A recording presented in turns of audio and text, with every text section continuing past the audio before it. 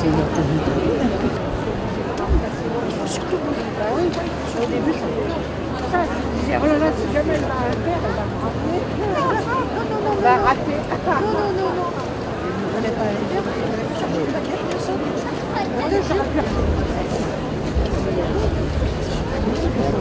Papa,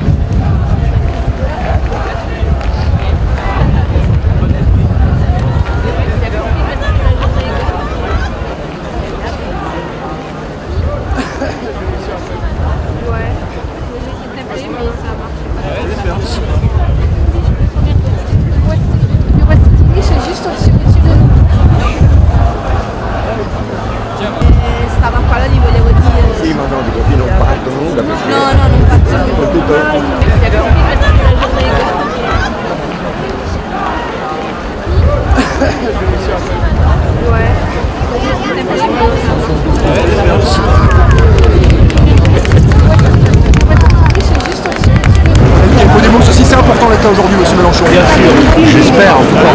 Au moment où c'est le plus dur, l'affect est le plus à fleur de peau, c'est bien que ce soit dans un rassemblement de cette nature qu'on reconstitue l'identité du peuple français. Sur la place de la République, on entend comme slogan « On n'a pas peur, on n'a pas peur ». Écoutez, moi c'est la première chose qui m'était venue à l'idée quand on a appris. C'est pour ça qu'il faut bien choisir les mots. Je le redis, ne parlez pas à tort et à travers. Il n'y a pas de guerre. D'accord ? Parce que s'il y a une guerre, vous êtes obligé de l'ennemi de l'intérieur. Et les terroristes, ça ne leur fait pas le cadeau de leur faire croire qu'ils sont faits. Ce ne sont pas des terroristes juste de Bon, c'est des mots, mais les mots, c'est eux qui nous servent d'habits dans les circonstances comme celle-là. C'est ce qui nous aide à penser. Donc il faut être très vigilant sur les mots. Il ne faut pas accepter de se laisser embarquer dans les vocabulaires de guerre civile et de haine communautariste. Je vais revenir un peu à la politique, monsieur Mélenchon. Oui. À droite, là, dans le cortège, il y a certains qui disent qu'il faut faire des lois, qu'il faut renforcer l'arsenal de sécuritaire. Vous pensez qu'il faut une nouvelle loi? Bon, des lois, il y en a déjà bien. Il ne faut pas perdre son sang-froid. Regardez, les assassins sont un petit nombre. Regardez ce qu'ils arrivent à déclencher. En plus, on va changer toutes les lois. Il y a des lois qui permettent la répression du crime dans ce pays, l'association de malfaiteurs, qui étendent les droits d'intervention contre ceux qui sont soupçonnés de regroupement de malfaiteurs avec un objectif politique. Bon, et puis honnêtement, je ne sais pas ce qu'on va inventer de plus.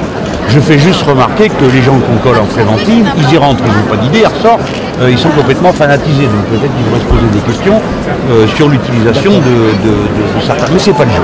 C'est pas le jeu. En revanche, est-ce qu'il faut peut-être concrètement plus d'autres choses, plus d'éducation, plus à l'école, essayer des choses? Mais vous, écoutez les gens, vous ne pourrez jamais passer à côté de la bêtise, d'accord, et vous ne pourrez jamais passer à côté de la folie. C'est la vie des sociétés humaines. Donc ce qu'il faut, c'est avoir des principes fermes, une organisation stable, un attachement patriotique fort, comme aujourd'hui, il faut être capable de dire d'abord la fraternité républicaine, voilà, et avec ça on va avancer.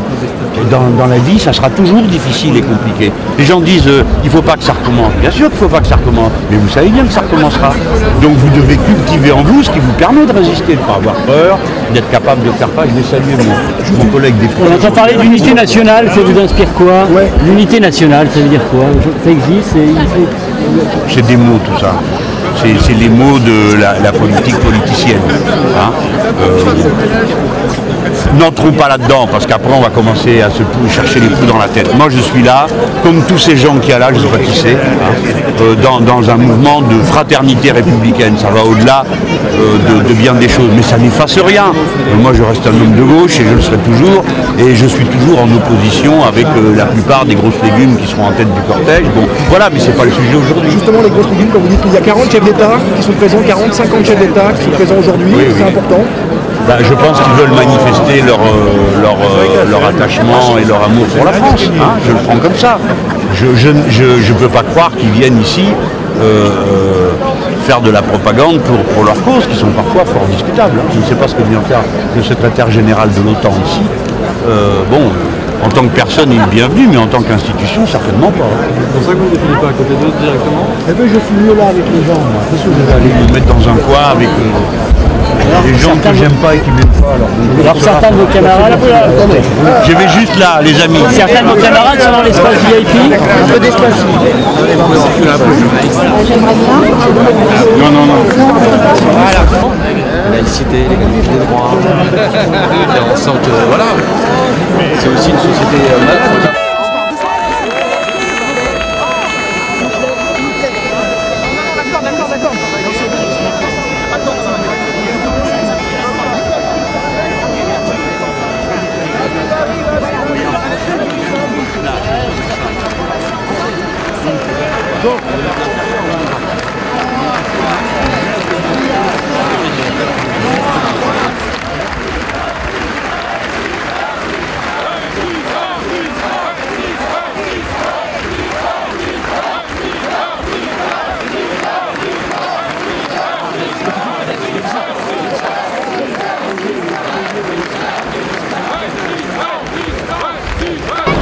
La marche, c'est la marche une marche de fraternité républicaine. Donc, dans notre malheur, puisque nous sommes frappés à l'endroit qui nous permet de répondre en donnant le meilleur de nous-mêmes. Les gens sont là pour la liberté, pour l'égalité, pour la fraternité. Ça pourrait être autre chose, non? Eh bien non, c'est ça. Donc c'est un jour qui est refondateur. Alors permettez-moi de vous dire que Orban et quelques autres sont là-dedans, quantité totalement négligeable. Les gens qui sont là n'ont pas aboli leur esprit critique du fait de l'émotion qu'ils ressentent. Ils savent parfaitement ce qu'ils font là, ils savent parfaitement avec qui ils sont et contre qui ils sont. Ça ne change rien. Ce qui change, c'est que les gens ont envie de dire, voilà à quoi nous croyons nous. Voilà. Ça va faire durer, c'est quelque chose qui peut... Il faut pas être...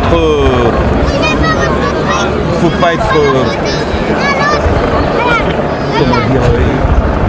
faut pas être angélique, tout ça peut se retourner très vite. Vous avez des gens qui n'ont pas arrêté une seule seconde de jeter de l'huile sur le feu. Hein, Madame Le Pen, elle n'a pas arrêté. Dès qu'elle a pu, alors il y a 3 morts, on est pour la peine de mort, encore des morts. Et elle fait partie du problème que nous avons à régler. On le sait bien tous. Tout le monde serait beaucoup plus détendu aujourd'hui si on ne savait pas qu'en plus on l'avait elle sur le dos, qui est prête à venir capitaliser tout ce qu'il peut y avoir de peur, de hantise, etc. Bon, mais c'est la vie ça. Nous sommes des citoyens adultes, et ben nous devons nous confronter à la difficulté de l'existence dans tous ces aspects. Alors voilà, il y a des gens c'est des problèmes, les autres c'est des solutions, tout c'est de ne pas se tromper. Mais aujourd'hui, c'est un moment reconstructeur du peuple français. C'est au-delà de la politique. Je ne nie pas la politique, je suis un militant politique, mais c'est quelque chose qui tient à la culture profonde de l'identité républicaine de la République. Les gens viennent là sans abdiquer aucune de leurs différences de classe, de point de vue, de religion, mais pour proclamer quelque chose qui les rassemble. Alors évidemment, dans ce type de rassemblement, il y a des gens qui sont, quoi qu'ils fassent, qui sont auto-exclus. Voilà, parce que rien à voir avec ça, pardon. Quand on dit auto-exclus, est-ce que ça veut dire qu'ils n'auraient pas dû être inclus, qu'ils n'ont pas leur place ici? Ou est-ce qu'ils ont invitation? Je ne sais pas qui le chef de l'État a invité. Mais nous, on ne répond pas à l'appel d'une invitation du chef de l'État. On vient dans cette manifestation parce qu'on est en dilemme avec le peuple, c'est pas la même. Moi, je ne me sens pas concerné parce que comme je me sens concerné par la présence du secrétaire général de l'OTAN, je ne sais même pas comment il s'appelle, il reste chez lui, c'est pas un problème. Il est là et il est en train de défendre Charlie Hebdo. D'accord? Il faudrait que quelqu'un lui dire ce que c'est Charlie Hebdo. C'est un humour qui peut-être aux États-Unis donnerait lieu à des procès. Hein? Ben ici non, pas en France. Donc s'ils pouvaient tous apprendre une petite leçon de liberté républicaine, ça leur ferait du bien à tous. Et des débats sécuritaires que vous montez, Valérie Pécresse serait quand même un patriote acte à la française. C'est la bonne réponse? Non, ce serait une erreur totale. Parce que d'abord, le Patriot Act, on pourrait commencer par... faire le bilan. Faire le bilan, c'est une catastrophe totale. C'est à cause de ce genre de bêtises que les choses se sont encore plus dégradées après qu'avant. Bon, je voudrais quand même rappeler que tout ça a commencé le jour, ça a commencé à se répandre partout, le jour où on a commencé à frapper à tort et à travers, hein, en croyant qu'en bombardant celui-ci, en bombardant cela, on allait régler des problèmes qui sont d'une autre nature, qui sont des problèmes politiques. Hein, voilà. Donc non, tout ça. Alors, ça va, bien sûr, ça va les propos de l'UMP ou de l'extrême droite vont flatter les scrognonieux de salon, quoi, hein, qui vont faire des mouvements de menton, n'y réfléchissent pas. Allons, les gens sont entrés, les assassins, ils étaient entrés en prison. Ils n'avaient pas d'idée politique qui ressortent. Ils sont complètement fanatisés. Il faudra peut-être se poser un problème sur comment on utilise la prison. Soit que ce soit de la détention préventive, ou est-ce qu'on est sur l'ancienne thèse de la prison républicaine qui était reconstructrice, qui se reconstruit de quoi dans le cas présent. Donc le maître mot dans le moment dans lequel nous sommes, c'est le mot discernement. Ne pas se laisser embarquer, réfléchir, poser, mettre les bons mots. Par exemple, nous ne sommes pas en guerre. Non, nous ne sommes pas en guerre en France. Parce que si nous sommes en guerre, il faut nommer l'ennemi. Et comme les assassins sont des citoyens français, ça voudrait donc dire qu'il y a un ennemi de l'intérieur. Où on va comme ça? Moi je l'ai dit au président de la République, puisqu'il m'a demandé mon avis, je lui ai donné. Je lui ai dit, il faut faire très attention au vocabulaire. Tout le monde est capable d'utiliser le vocabulaire de guerre civile et de surenchère. C'est à la portée de n'importe qui. Mais après, pour rembobiner le film, non, c'est plus à la portée de n'importe qui. Voilà. Et lui, qu'est-ce qu'il vous a dit? Il m'a dit qu'il était d'accord. Ce qui, dans son cas, ne signifie pas grand-chose, mais il m'a dit qu'il était d'accord. Alors, s'il pouvait en parler à son Premier ministre, ce serait parfait. Vous pensez qu'Emmanuel Valls, c'est moins... Je sais pas, il est plus dans le mouvement de Menton. Bon, enfin, à vrai dire, je ne me soucie pas trop d'eux. Hein. La bonne nouvelle, c'est ça, c'est cet immense rassemblement. Et je sais que ça peut vous paraître étrange que je parle comme ça. Parce que je dis c'est au-delà de la politique. C'est pas pour nier l'importance de la politique, ni des innombrables différences qui séparent les Français dans leur construction, différences de classe, différences d'appartenance religieuse. Nous l'avons tous présent à l'esprit. Mais c'est très important, quand un peuple se met en mouvement, de voir pourquoi il le fait. Et quand il le fait sur des valeurs républicaines, c'est quand même une bonne nouvelle, non? Au milieu de nos malheurs. C'est quand même ça la bonne nouvelle. Ça n'enlève rien. J'ai bien vu tout à l'heure, les gens étaient prêts à 5 minutes à recommencer le débat contre eux. Familièrement avec moi, mais en bref. C'est un débat apolitique et marqué Non, c'est pas apolitique. La République, c'est pas un régime. C'est ça qu'il faut bien comprendre. C'est pas apolitique quand vous venez à la rue pour dire vive la fraternité, vive l'égalité, vive la laïcité. C'est de la politique. Par ailleurs, le crime est politique. Ils sont politiques. La réponse, ce sont des assassinats politiques. Et donc c'est super politique comme ça rassemble une masse immense de Français qui se reconnaissent dans le genre de valeur. C'est dans l'impression.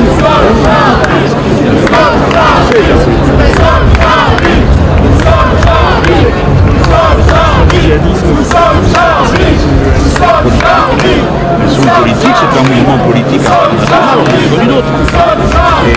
Et leur action est politique, parce que si c'était pas politique, pourquoi ils seraient-ils allés tuer les gens à Charlie Hebdo? Si c'était juste contre la liberté d'expression, ils auraient pu aller au Monde, ils auraient pu aller à la République, ils sont allés à Charlie Hebdo. Parce que c'est donc bien, ça a un sens politique très précis. Ils vont à l'endroit où s'expriment les religions et la laïcité. Est-ce que c'est en prison? Est-ce que c'est dans les banlieues? Est-ce que c'est là que c'est sucré?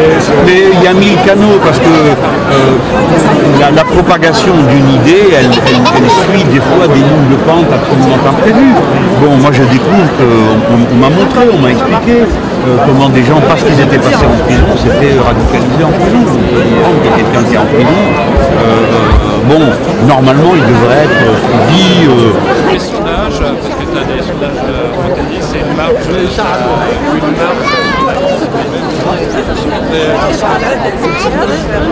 Après, tu as le société. En fait, la trentaine, Paris, capitale du monde aujourd'hui. De la liberté, oui. Du monde, il y a des tas d'endroits dans le monde qui ne sont pas très fréquentables en ce moment. Oui, mais c'est une capitale de la liberté à cause du peuple français dans les rues. Je pense que dans plein de pays du monde, il y a des gens qui doivent s'identifier. Ils peuvent s'identifier à tous ces gens. Ils ne peuvent pas s'identifier au carré de tête avec des chefs d'État qui, à juste titre, beaucoup vomissent, ou je sais pas quoi, le secrétaire général de l'OTAN. Bon, quoi, ces gens-là représentent la liberté. On sait bien, par exemple, que M. Orban est venu ici se redorer son blason. Hein. Mais ça compte pas, c'est pas ça qui compte. Ce qui compte, c'est l'étendue, la puissance de ce mouvement. Et ça, c'est de la politique, ce que vous voyez là. C'est pas du bisounours. C'est de la politique, c'est l'affirmation de principes politiques. Vive la liberté, vive la laïcité, vive l'égalité, refus du communautarisme, c'est de la politique. Et ça, c'est plus fort que tout. Et les gens, je pense, dans le monde, ils s'identifient à ça. C'est pour ça qu'ils aiment la France. On est aimé à cause de ça, pas à cause de nos chefs provisoires et momentanés. C'est ça qu'ils aiment. Vous avez le sentiment qu'on redevient le pays des droits de l'homme? Oui, ça donne la pêche aux autres. Ailleurs dans le monde, ils se disent bah, les Français le font, on va le faire nous aussi. Ah, et ils le font, les Français, il n'y a pas de chef ici. Ça se fait comme ça. Ça part de profond, c'est bien. Une dernière question, tout à l'heure, quand vous parliez avec votre ami espagnol, vous avez dit que vous avez fait ça. Vous vouliez dire quoi?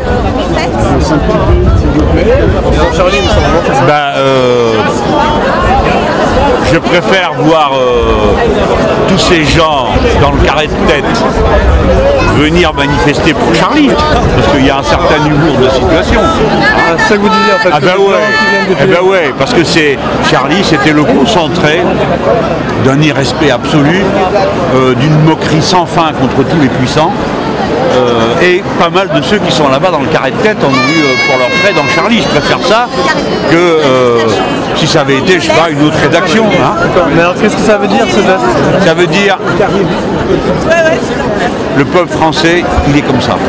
Il défend Charlie, d'accord? Alors tous ceux qui ont fait les malins, qui ont voulu mettre à distance, expliquer quel était l'humour convenable et l'humour qui n'est pas convenable, tout ça c'est du temps de perdu.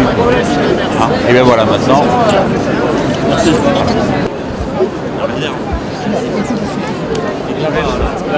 Il arrive.